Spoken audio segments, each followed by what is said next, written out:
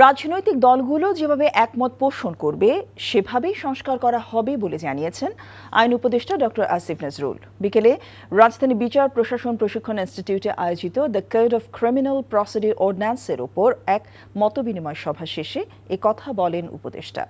আসিফ নজরুল আশা প্রকাশ করে বলেন, অগস্টের মধ্যে আশু বাস্তবায়নযোগ্য সংস্কার শেষ করা সম্ভব হবে। প্রশ্নের জবাবে আইন উপদেষ্টা বলেন, শেখ হাসিনার বিরুদ্ধে যেহেতু আনুষ্ঠানিক বিচার কাজ শুরু হয়েছে, তাই তাকে ফিরিয়ে আনতে পুনরায় ইন্টারপোলের কাছে জানানো হবে। এরই মধ্যে বিচার বিভাগের সংস্কার হয়েছে।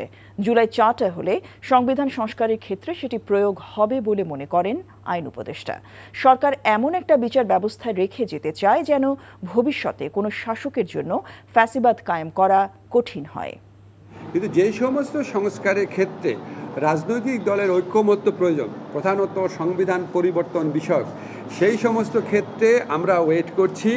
জুলাই চার্টার সম্পন্ন হয়ে গেলে, যেটা আমরা আশা করি জুলাই মাসে হয়ে যাবে, সেটার ভিত্তিতে আমরা সেই ধরনের বড় ধরনের সংস্কার বা সংবিধানের সাথে ইনভলভ আছে সেই ধরনের সংস্কার আমরা করতে পারবো বলে আশা করি। এই সবগুলো অপশনই রাজনৈতিক দলগুলোর কাছে তুলে ধরা হবে।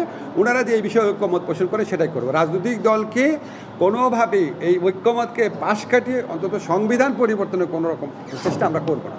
আশু বাস্তবায়নযোগ্য যে সংস্কার আছে সেটা আমি মনে করি সেটা অগাস্ট মাসের মধ্যে শেষ হয়ে যাবে।